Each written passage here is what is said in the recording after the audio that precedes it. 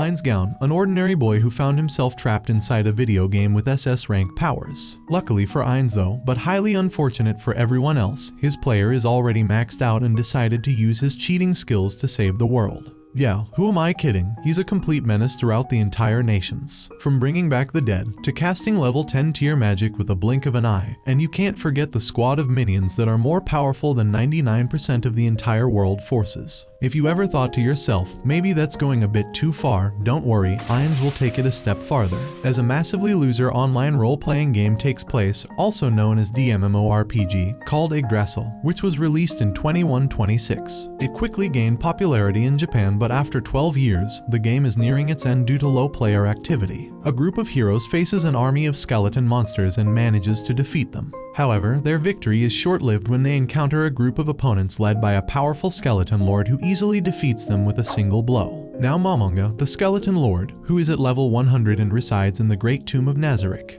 He sits at a round table, having a conversation with another loser player, Hero, who has been away for 2 years. Hero expresses his admiration for Momonga's leadership in maintaining the guild and the tomb. However, he is too tired and decides to log out, as the other players are unavailable due to their busy real lives. Even though I guess you couldn't relate to that. As it is the last day of the server, Momonga decides to spend it alone. Hoping to meet the others somewhere else in the future, he takes a moment to reminisce about the memories he made with all the players. He picks up the guild weapon, the staff of Ainz Ooal Gown, which was crafted by some of the players during their paid vacations. Sadly, out of the 41 members, everyone except this loser Momonga quit the game, choosing to focus on the real world. While exploring, Momonga comes across the NPCs, including Sebas and the combat maids of Pleiades. He commands them to follow him to the throne room, where he instructs them to stand by. Momonga takes a seat on the throne, accompanied by the strongest NPC of the tomb by his side. He accesses the settings of the NPC, which were created by Tabula, and his weird ass adds a feature to her that portrays her as deeply in love with himself, using his administrative powers. He then commands all the NPCs to bow down, reminiscent of the past times he had fun with his loser friends. However, Momonga realizes that something is wrong when the server does not shut down as expected. He is unable to access his console or use chat or GM calls. My teammates, I mean an NPC standing beside him asks what's wrong and starts calling his name, which surprises Momonga as NPCs should not be able to talk. He tries to use all the in-game functions and realizes that they still work, but he cannot contact any admins or access his console. My teammates in games, I mean the NPCs, respond to his orders, leaving Momonga in surprise. To assess the situation, Momonga orders Sebas to leave the tomb and confirm the surroundings. He also instructs the Pleiades to guard the 9th floor. Momonga becomes more confused as the NPCs follow his orders without specific commands. He even orders the strongest girl beside him to come closer, and he can feel her presence, smell her, check her pulse, and yes, even his weird self had to touch her. These experiences make him realize that this is part of real life. He then orders the NPCs to gather in the lightning arena on the 6th floor. Momonga teleports there using his ring and searches for the twin Dark Elves guardians, which were set up by his friend Chagama. Oro arrives and calls Mare, who is hesitant to jump but eventually joins Momonga. They inquire about the legendary item in Momonga's hands, and he introduces it as a god artifact with power that surpasses god level. Momonga decides to test his magic and finds that he can summon a primal fire elemental simply by speaking its name, without needing to click any icons from the console. You think his magic can summon my dad? He instructs the twins to fight the elemental, with Aura using multiple attacks and Mare providing magical shields. Momonga attempts to contact the guild members but fails to do so. However, he manages to connect with Sebas, who informs him of a slight problem. Momonga orders all the guardians to gather, and the twins successfully defeat the elemental. The guardians start introducing themselves to Momonga, starting with Shalltear Bloodfallen, Cocytus, Oro and Mare, Demiurge, and the leader of all the guardians, Albedo. They express their complete loyalty towards Momonga, the guild leader, by bowing their heads. Momonga, being a complete loser with no friends in the real world like yourself and nothing else to hold on to except work and sleep, decides to embrace the situation and accept their loyalty. Later on, Mare and Aura engage in an argument about Momonga, but their dispute is interrupted by Cocytus. It becomes evident that all of them are acting in a way that reflects the personalities given to them by Momonga's friends. After the shutdown of the RPG Yggdrasil, the game undergoes changes, allowing magic to be used and altering various rules. My teammates, I mean the NPCs, start moving and speaking on their own. Albedo and the others pledge to work hard and live up to the expectations of their master, and I'm pretty sure if some of my viewers were in this game, they would be down bad. Mamanga informs everyone that the Great Tomb has been caught up in an unknown situation and he has sent Sebas on a survey. Sebas returns and reports that there are no buildings or creatures within a 1-kilometer radius, leading Mamanga to realize that the tomb has been transported to an unknown place. He orders the creation of a stronger information system and fortification of defenses. Mare suggests covering the walls with dirt and vegetation to conceal the Great Tomb, which Mamanga approves. Lastly, Mamanga asks everyone what kind of person he is to them. Each expresses their gratitude, describing him as merciful, wise, loving, and caring. Albedo, in particular, expresses her love for him. Why is this man's living my dream? Mamanga leaves the room, and the others discuss his kindness, finding him amazing and an absolute ruler. Meanwhile, Shalltear experiences a crisis of excitement, causing her underwear to be affected. However, Albedo and Shalltear began in a heated argument over Mamanga and was about to end the series right there and then, to be honest. The others discuss the future of Nazarick, considering the possibility of Mamanga having an heir. Cocytus contemplates being an uncle, and eventually, Shalltear and Albedo agrees that Albedo will be the head wife first. Albedo then begins explaining her useless plans to the others. Mamanga attempts to swing a sword but begins to realize that it only fails due to his magic class stats. And now 3 days have passed since he arrived in this new world, and he realizes that he feels emotionally unstable at times. However, he doesn't experience hunger or the need to sleep. He acquires a powerful suit of swordsman armor, which allows him to easily attack with his sword. He also discovers that whatever items he creates by magic are pretty usable.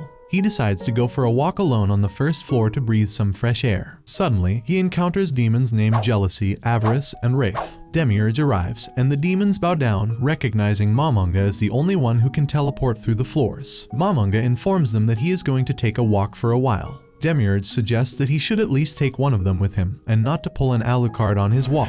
If you know, you know. During his walk, Mamanga is captivated by the clear sky adorned with numerous stars. He wears a bracelet of wings and flies towards the moon. Demiurge reverts to his original form. Mamanga enjoys the breathtaking view of the moon and the glittering stars, which resemble a box of jewels. He shares his intention of finding a box of treasures to adorn Nazarick and his friends from Ainz. Demiurge assures him that all forces will be mobilized to retrieve it. Mamanga expresses his desire to conquer the world, shocking Demiurge. He decides to spread the name of Ainz Ooal Gown. Suddenly, he notices dirt approaching the walls of Nazarick as Mare uses his skills to conceal them. Mamanga decides to go and appreciate Mare's work, rewarding him with the ring of Ainz Gown, granting him freedom to move within the limits of Nazarick. Mare expresses his determination to work even harder for Mamanga and asks about his attire. Albedo arrives and begins extolling Mamanga's greatness. However, being the menace she is, Albedo becomes a bit jealous upon seeing the ring in Mare's hands. Mamanga gifts her with a ring as well, and instructs Demiurge to prepare one for him on another day. He leaves, and Albedo shouts with excitement.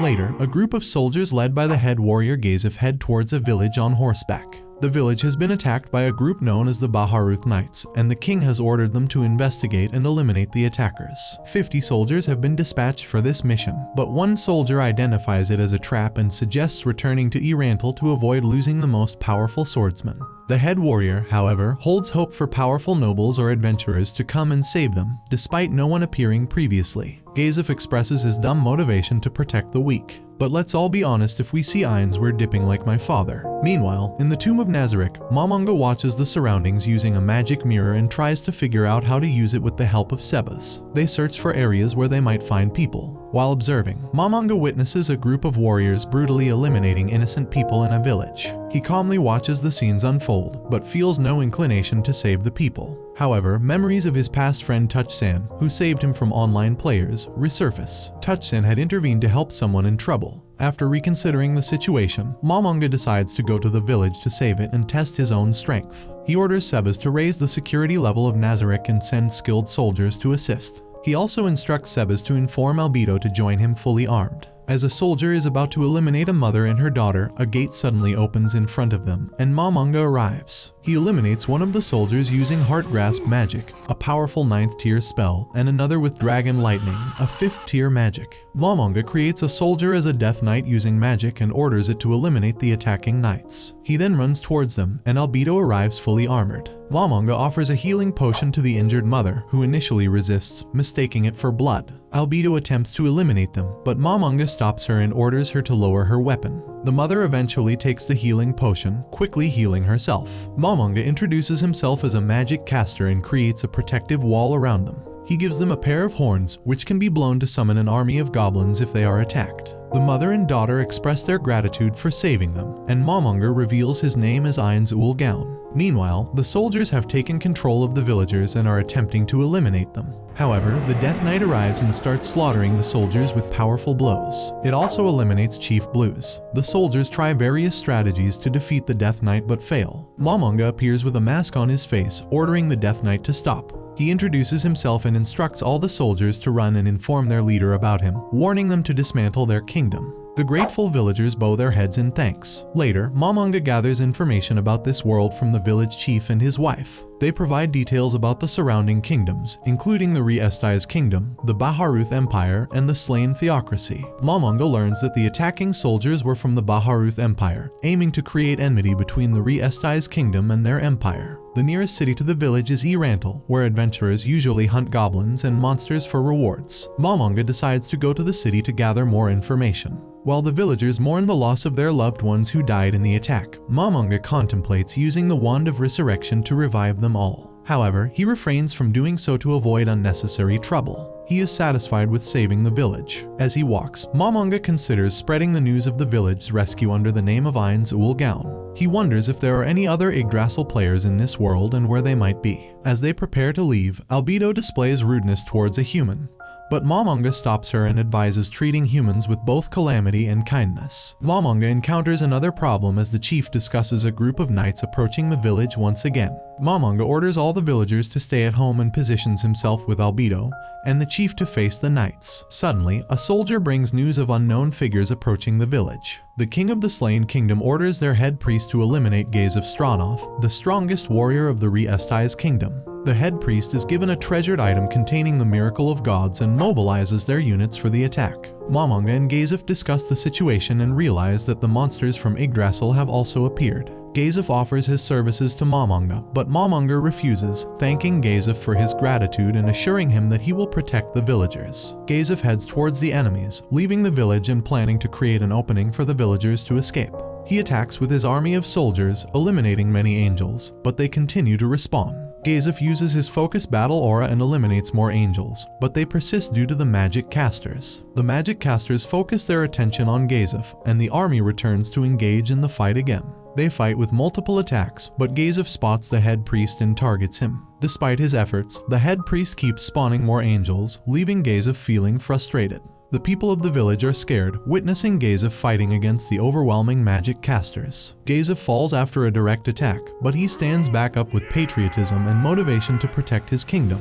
The head priest believes Gazef's determination is foolish and assures him that his death will be painless. Gazef smiles with a sense of irony, revealing that someone stronger than him is in the village, calling the head priest a fool. The head priest prepares to eliminate Gazef, but Momonger intervenes. Suddenly, Gazef disappears and Momonger takes his place. The villagers and chief are shocked, and Gazef, holding the item given by Momonger, becomes unconscious with a smile. Meanwhile, Momonger introduces himself as Ainz Ooal Gown to the people of the Slain Kingdom. He declares his opposition to the entire army of magic casters. Momonger demonstrates a bit of his power by easily eliminating two angels that attack him directly with their swords, leaving everyone in shock. Ainz warns the people to offer their lives without resistance and threatens them with a painful death if they refuse. The magic casters launch low-level magic attacks against Ainz, but he remains unfazed. One magic caster makes a direct hit, but Albedo swiftly beheads him. The head priest then attempts to use Principality Observation, but Ainz stops the angel's attack with his bare hands and destroys it with Hell Flame, a powerful spell. The head priest uses a Yggdrasil item, a crystal that seals magic other than top-tier spells. Ainz orders Albedo to protect him as the head priest spawns a big angel, their strongest trump card. However, Ainz dismisses it as child's play and the battle continues. The head priest commands the angel to use Holy Smite, a 7th tier magic attack against Ainz, but Ainz remains unharmed.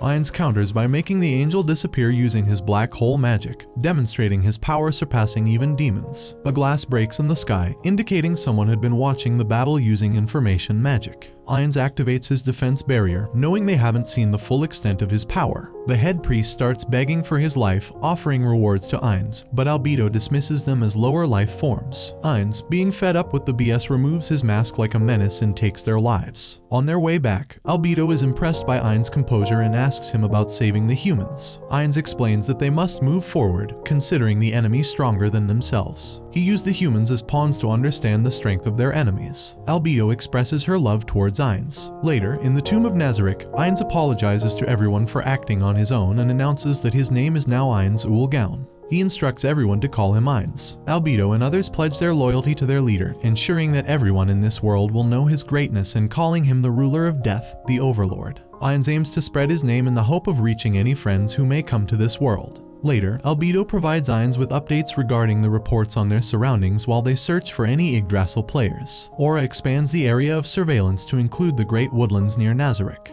It is revealed that the man they captured earlier was Nigun, the commander of the Special Ops Unit for the Sunlit Scripture of the Slain Theocracy. Ainz identifies the Slain Theocracy as a nation that believes humans must unite against all other races. He commands Albedo not to contact them for now, in order to avoid creating a negative image in Carne village. Ainz appreciates Albedo's work, and Albedo expresses her love towards him. Ainz clarifies that the feelings Albedo has for him are a result of his influence, and Albedo is content with that. Ainz reveals that he made a mistake with Tabula's settings, the friend who created Albedo. Albedo replies that her father will forgive Ainz for marrying her, once again showing her love. Suddenly, Shalltear arrives and Albedo and Shalltear engage in an argument.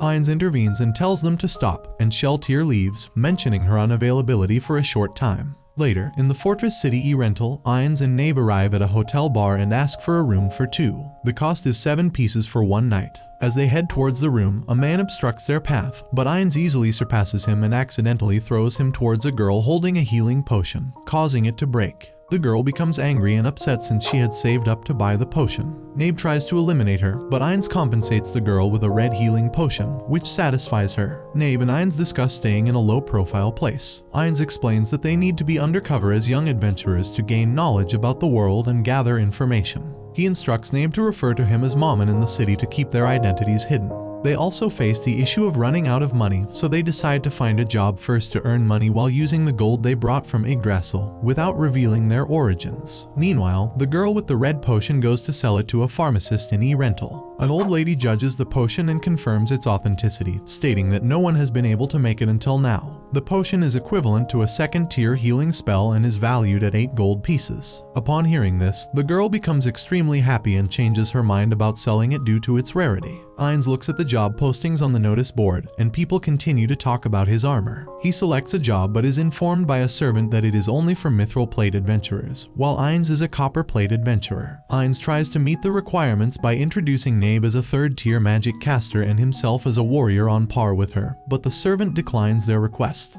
Ainz then requests the hardest quest available for a copper-ranked adventurer. Suddenly, a group of guys approaches them and asks Ainz and Nabe to join their clan called the Swords of Darkness. The clan members introduce themselves as Peter Mock, Luckrit Volve, Dine Wood Wonder, and Ninya the Spellcaster. Ninya is a talent holder, a child born with an affinity for magic, which impresses Ainz. They mention another famous talent holder in the city named Balarshi, the grandson of a famous pharmacist, whose talent allows him to use all magic items. Ainz finds this information dangerous. The clan explains their job to eliminate monsters near the city of E-Rantel, with a reward from the guild. The whole clan sees it as their daily routine and a win-win situation. Ainz agrees to join them and reveals his illusionary face. One of the clan members expresses her love for Nabe, but receives a rude reply and is stopped by their leader. As they are about to leave, a servant suddenly approaches with a job request from Balar. Nabe moves forward to protect Ainz, but he stops her and decides to consider the request after they finish the job with the clan. Balar introduces himself and shares his plan to go to Carne village to gather herbs, asking Ainz to guard him. Ainz finds it troublesome but inquires why Balar specifically requested him, as he had just arrived in town. Balar explains that he heard about Ainz defeating higher-ranked adventurers at the hotel, and he wanted to try someone new and hire a cheaper copper plate ranked adventurer. They decide to go immediately. In another scene, a girl dressed unusually, a past member of the Black Scripture, enters a basement resembling a cave. She meets Khajiit and buys him a crown of wisdom, which is proof of a shaman princess. It is an item that emits high-level magic. She asks Khajiit for help in accessing the item to capture a talent holder in the city who can use any magic item. In exchange, she offers to help Khajiit with his ritual, and he agrees. As Ainz, Nabe, and the others continue their journey towards Carne village while protecting Balar, they take a break near a lake to drink water and refresh the horses. Peter warns Ainz that things will get dangerous ahead, and Ainz realizes that he cannot use a lot of magic while inside his armor, so he plans to fight as a warrior. Nabe will use 5th tier magic if necessary, and if that's not enough, Ainz will take the situation more seriously. The area they are in is known as the Wise King of the Forest, and Balar explains that it is inhabited by a mighty creature, a silver, 4-legged being with a snake-like tail, who is wise and capable of using magic, which intrigues Ainz. Meanwhile, in the tomb of Nazarick, Demiurge visits Ainz's room and finds Albedo enjoying herself with a body pillow she made for Ainz. It turns out that she has been knitting pillows and socks for their future child as well. While Ainz finds the clan's magic interesting, he also notices that their technology is of a medieval level, and the sophistication of their magic astonishes him. Luckrat starts teasing Nabe again, calling Ainz and Nabe lovers, which excites Nabe and leads her to talk about Albedo. Ainz interrupts her and tells Luckrat not to interfere in their personal lives. Peter apologizes on Luckrat's behalf, and suddenly they hear sounds of monsters approaching. Peter points out the direction from where they are coming, and Ainz orders Balar to stay in the cart while the others prepare to fight. Ainz decides to take on all the monsters himself, instructing the others to take care of Balar. Everyone joins the battle, with Ainz using his twin big swords to deliver powerful blows, leaving everyone in shock. The others fight goblins and other monsters, and when the bigger monsters try to escape, Ainz orders Nabe to stop them, which she does with a lightning attack. The monsters are easily defeated, and one of the clan members starts collecting some of their parts to submit to the guild for rewards. The clan is impressed with Ainz and Nabe's skills, considering them to be as skilled as royal head warriors. Ainz, being the nice soul he is, appreciates their teamwork. During dinner that night, Ainz contemplates how to escape the situation since he cannot eat or sleep due to his skeletal body. He shares a pre-made religious theory with everyone, stating that they shouldn't eat for a few days after eliminating someone to escape suspicion. He then asks about the origin of the name Swords of Darkness for their team. Peter explains that it comes from the 13 heroes, and the Swords of Darkness are 4 of those heroes. Their ultimate goal as a clan is to find those swords. Each member shows a symbol of a small sword to represent their allegiance. Ainz reflects on his past, when he was weak and alone until a white holy knight saved him and led him to his comrades. He considers them to be wonderful allies and friends and cannot forget the days he spent with them. Ninja assures Ainz that he will find those allies again somewhere, but Ainz responds with disappointment, believing that day will never come. He leaves the conversation with Nabe, and Ninja feels a bit saddened by his response. Dane suggests that Ninja should paint over what he said, knowing the pain of losing loved ones as well. They shift the conversation towards discussing Ainz's strengths and his battle against the monsters. The conversation then turns to Balar, who reveals his interest in a woman from Carne village. On the other side, Clementine, the girl from the Black Scripture, continues to eliminate people in her search for a pharmacist with a rare talent. She tortures information sellers, and Khajiit uses his undead magic to revive the soldiers they eliminated.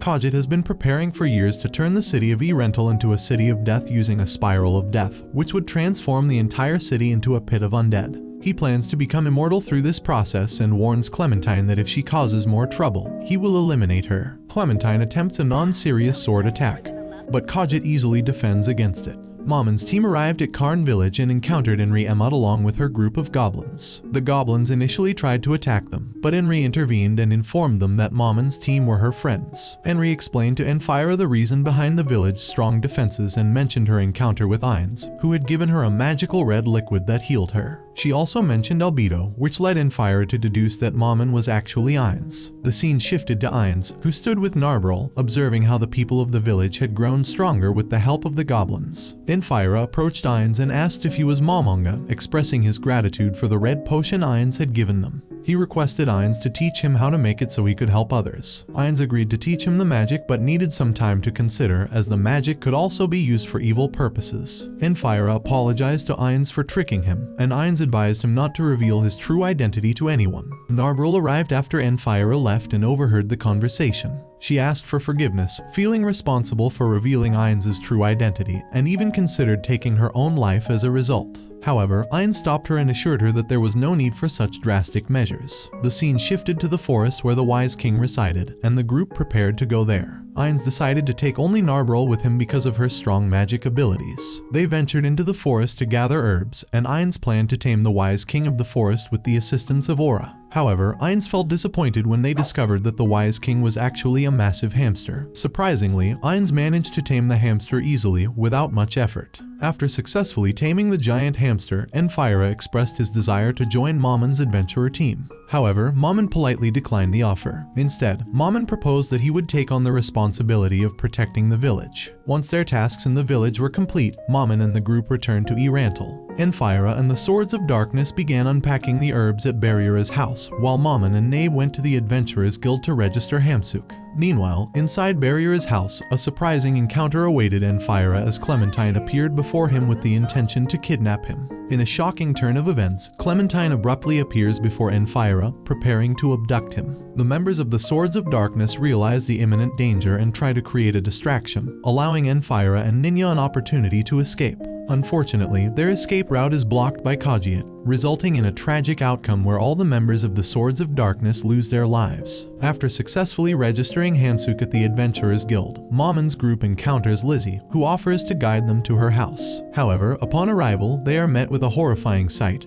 The Swords of Darkness have been transformed into zombies. Acting swiftly, Mamon and the others eliminate the zombified members. With the immediate threat neutralized, Mamon begins to investigate the true motives behind this incident, focusing on Ainz as a potential target. Mamon suggests to Lizzie that she should hire his services to rescue her grandson. Recognizing the urgency and sincerity in his request, Lizzie agrees to employ Mamon's assistance. In order to locate Ainz's whereabouts, Mamon instructs Nabe to use a locator scroll, a powerful magical item that can track a specific person. While investigating the situation, Mamon discovers a formidable undead army gathered at the cemetery. Realizing the immense danger it poses, Mamon understands the need to warn the townspeople and the Adventurers Guild about the impending threat. He urgently tasks Lizzie with informing the residents and guild members, emphasizing the importance of preparing for the approaching undead peril. The undead army launches a relentless assault on the gates of E-Rantel. The city guards valiantly attempt to defend the entrance, but they soon find themselves overwhelmed by the sheer numbers of the advancing undead. The defenders struggle to hold their ground as the enemy's forces continue to overpower them. Mamon's group arrives and fights their way through the undead horde. Along the way, they encounter the members of Zuranorn, who are in the midst of performing a dangerous ritual known as the Death Spiral within the city. Mamon decides to leave Nabe to confront Kajiat while he and Clementine move to a different location to continue their confrontation. Mamon reassures Clementine that he doesn't need to fight her with full seriousness, and their duel commences. Kajiat insults Nabe, calling her a fool, and summons a skeletal dragon that is resistant to magic. Nabe unsheathes her sword and effortlessly defeats the dragon with a single strike, leaving Kajiat completely shocked. He recreates the dragon and uses multiple spells on it. He then attempts to attack Nabe directly with a spell, but she had already cast a shield spell, frustrating him. In response, Kajiat channels negative energy to empower the dragon even further. The dragon becomes stronger and launches an attack on Nabe. Kajiat is astounded when Nabe stops the dragon's assault with her bare hands, revealing her incredible physical strength. Nabe informs him that she was created by supreme beings who surpass even gods. The scene shifts to the battle between Mamon and Clementine, which intensifies. Clementine's speed poses a challenge for Mamon, but he gradually learns to anticipate her fighting style. However, due to time constraints, Mamon realizes he can no longer hold back. He shouts, "Narbril Gamma, show them the power of Nazarick." The scene shifts back to Nabe, who hears her master's command to unleash the power of Nazarick and transforms from Nabe to Narbril Gamma. Kajiat is shocked as Nabe utilizes flying magic and dons a beautiful armor. The skeletal dragon, which can resist magic of level 6 or lower, is unable to nullify her attacks. Using a 7th tier spell called Twin Maximize Magic, Chain Dragon Lightning, she effortlessly defeats both dragons and Kajiat. Meanwhile, Clementine launches a strong and direct strike at Mamon, imbued with elemental power, and manages to stab him in both eyes. However, Mamon swiftly grabs her tightly with one arm, revealing his true identity as an Overlord. He taunts Clementine for being defeated by a magic caster who didn't even use his magic against her, tormenting her further. Mamon decides to give her a nice happy hug between his wonderful arms, but it somehow ends her life in a slow and such a non-painful way. Ainz proceeds to rescue Ainz and destroys the Crown of Wisdom. Mamon returns triumphantly with Nabe, Hamsuk, and Ainz, having successfully resolved the cemetery incident in E-Rantel. At the inn, Ainz feels a sense of disappointment regarding his recent promotion alongside Nabe. He had hoped they would be promoted to the orichalcum rank. However, he finds solace in the knowledge that as long as his heroic name spreads far and wide, he can find satisfaction. Ainz contacts Albedo, who urgently informs him of Shalltear Bloodfallen's betrayal against Nazarick. In the town of E-Rantel, a young woman staying at an inn causes a scene when she expresses dissatisfaction with her meal. Little does anyone know that the young lady is actually Solution Epsilon, and she and Sebastian are posing as members of a noble family from the Baharuth Empire. However, their hired helper, Zack, betrays them and leads them into an ambush by a group of mercenaries waiting outside the city. While traveling in a carriage towards Riestize, Solution Epsilon, Sebastian, and Shalltear Bloodfallen, accompanied by her 2 vampire brides, engage in a brief conversation about their creators and Ainz. Their discussion is abruptly interrupted by a commotion outside. The death-spreading brigade has surrounded them and becomes both excited and terrified upon recognizing Shalltear. However, their excitement quickly turns to horror as Shalltear and her vampire companions ruthlessly slaughter the bandits. Solution manages to capture Zack, absorbing him into her form. Afterwards, Shalltear and her minions bid farewell to the group and set off to pursue the remaining bandits and uncover their hideout. At the bandits' hideout, Shalltear encounters Brain Unglaus, who challenges her to a fight. Despite Brain's impressive skills and efforts, he struggles to land even a single blow on Shalltear. Shalltear's comments on his martial arts prowess deeply wound Brain's ego, causing him to flee. Realizing that the time for games is over, Shalltear reveals her true vampire form and resumes her merciless massacre of the bandits. Sensing the presence of individuals outside the base, she investigates and discovers a group of adventurers. Shalltear mercilessly eliminates all of them, except for Brita, who manages to save herself from certain death by using a potion provided by Mammon. Shalltear employs her mind control abilities on Brita to extract information about the source of the potion. However, upon hearing Brita's explanation, Shalltear becomes perplexed and decides to spare her, suspecting that this turn of events may be part of Ainz's grand plan. Furthermore, Shalltear is shocked to learn that an adventurer has been sent back to E-Rantel. Fueled by anger and a sense of neglect, she takes flight and summons several vampire wolves to track down the adventurer. However, all the wolves are swiftly eliminated, prompting Shalltear to investigate the cause. She discovers a new group lying in wait, and faced with this new adversary, Shalltear launches a fierce assault, transforming into her monstrous form. With her powerful Spewit lance in hand, she initiates an attack, only to be skillfully blocked by the leader of the group. Seizing the opportunity, the leader commands an elderly woman among them to activate her dress. The magic of the dress glows, and a beam of light shoots directly at Shalltear. As Shalltear feels her thoughts being manipulated, she quickly counterattacks, eliminating the person attempting to control her and their bodyguard. In the throne room of the Great Tomb of Nazarick, Ainz utilizes powerful magic to observe Shalltear Bloodfallen from a distance. He expresses frustration at having to rely on such potent items to address this problem. Unexpectedly, he receives a brief message from Narbril Gamma informing him that he has been summoned by the E-Rantel Adventurers Guild regarding the discovery of Shalltear. In E-Rantel, disguised as Mammon, Ainz attends a meeting organized by the guildmaster, Pluton Einsach. The meeting is attended by 3 other mithril-ranked adventurer teams, Rainbow, Sky Wolf, and Kralgra. They have all been assembled to address the vampire issue. Ainz, aiming to minimize the impact of Shalltear's appearance, fabricates a story in which he claims to be familiar with the vampire, referring to her as Haniopnioko, and asserts that he has been actively pursuing her. Additionally, he reveals possession of a sealing crystal containing a powerful 8th-tier spell, which he plans to employ. Mammon insists that darkness will confront Haniopnioko alone, emphasizing that involving additional individuals will only result in more casualties. Most participants in the room agree to Ainz's conditions, except for Yggdrasil from Kralgra, who insists that his team must join Mammon in the battle against the vampire. Reluctantly, Ainz accepts Yggdrasil's demand.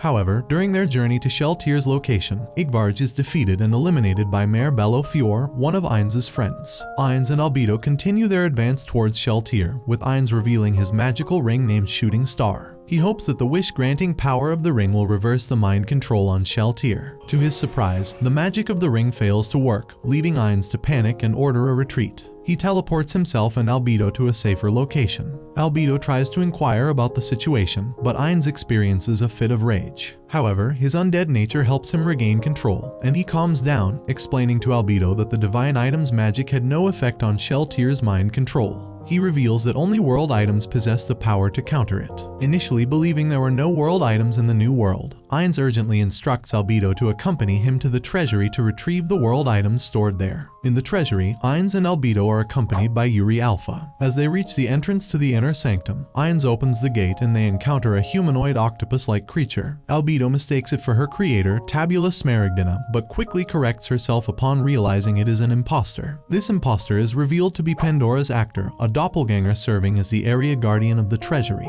Pandora's actor introduces himself and deduces their purpose, offering his assistance in retrieving the world items. Feeling embarrassed by Pandora's actor's playful behavior, Ainz privately requests him to act seriously and refrain from unnecessary antics. To emphasize his point, Ainz presents Pandora's actor with his own ring of Ainz Ooal Gown. Ainz then instructs Albedo to give her ring to Yuri and directs both of them to accompany him to the mausoleum. Within the mausoleum, Ainz reveals the presence of the Avatara, golem statues crafted in the likeness of each of the supreme beings. He explains that these statues serve as a tribute and memorial to his fellow comrades, as well as a secure storage space for their belongings. Ainz informs Albedo that one day there will be a statue of himself among them. Albedo, fearing that Ainz might leave them, pleads for him to stay with Nazarick indefinitely. Ainz cannot make that promise and instead entrusts Albedo with the responsibility of leading Nazarick and the other floor guardians if he is gone. Ainz informs Albedo of his decision to confront Shalltear alone, despite her objections. He states that it is his duty and expresses his desire to prevent his subordinates from fighting amongst themselves. Witnessing his unwavering determination, Albedo insists that he make one promise to her to return safely. Upon reaching the designated location, Ainz commands Orabella Fiora and Mare Bello Fior to split up and search the area using their respective world items, the depiction of nature and society, and avarice and generosity. He instructs them to scout for any unwelcome intruders. Meanwhile, Demiurge returns to the Great Tomb of Nazarick and meets with Cocytus and Albedo. Curious about the situation, Demiurge learns that Ainz intends to confront Shalltear Bloodfallen alone. Albedo firmly expresses her belief in Ainz's inevitable victory, while Demiurge expresses concern for his master's safety. He reminds Albedo of her past criticism when Ainz went to E-Rantel to become an adventurer. Demiurge desires to support Ainz but is stopped by Cocytus, who received direct orders from Ainz to prevent any interference. Demiurge reluctantly agrees to Cocytus' decision, but not without asserting that if Ainz were to fall, he expects Albedo to step down from her position as Overseer Guardian. Surprisingly, Albedo accepts this demand, still maintaining her unwavering faith in Ainz's abilities and his safe return. Ainz arrives at the location where Shalltear is in standby mode, sensing the perfect opportunity to engage in battle. He enhances his abilities by casting spells that boost his stats and equips quick change items to adapt swiftly to various situations. Finally, he readies himself to unleash the devastating power of super tier magic, Fallen Down. As the spell nears completion, its tremendous force inflicts massive damage, leaving behind a vast crater where the floor guardian once stood. However, Shalltear reveals that she is not only equipped with Spewit Lance but also wearing her resilient Valkyrie armor. Though seemingly undamaged, she acknowledges that Ainz's attack did cause some harm. Now, she prepares to retaliate against her master, readying herself for an offensive assault. A fierce battle ensues, accompanied by verbal taunts and powerful attacks from both sides. Initially, Shalltear gains the upper hand, but Ainz utilizes his experience to strategically turn the tide. Unwilling to be outdone, Shalltear summons her Einherjar, a physical double that adds complexity to the fight. Yet, Ainz cleverly counters the combined assault and manages to defeat the duplicate.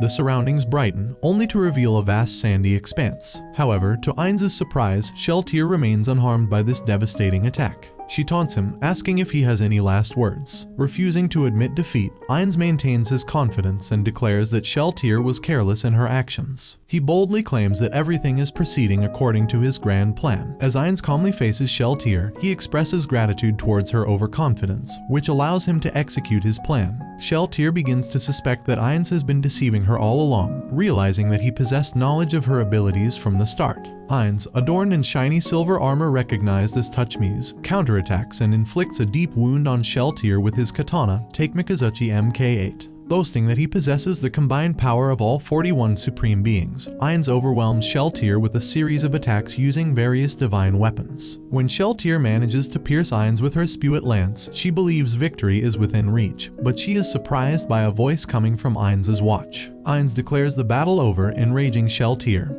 who continues her assault. However, she is caught off guard by a skill activated by an unknown source. As Ainz prepares to unleash his powerful super tier magic, Shalltear charges forward, aiming for a fatal blow. However, her attention is diverted by the activation of a skill, allowing Ainz to complete his spell. Shalltear is consumed by oblivion, admitting defeat to her master in her final moments. Ainz then informs Mayor Bellofior about Shalltear's situation and returns to Nazarick to revive her. The other floor guardians remain cautious, fearing that Shalltear may still be under the influence of mind control even after resurrection. Preparations are made to restrain her if necessary. When Shalltear is successfully revived, she discovers a gap in her memory and realizes her breast pads are missing, much to the annoyance of her colleagues. Ainz assumes responsibility for the events that transpired and reflects on the time he spent with his comrades. Recognizing the need to enhance their power in the face of potential threats, Ainz learns from Albedo that Nazarick has discovered the Great Lake, the domain of the Lizardmen.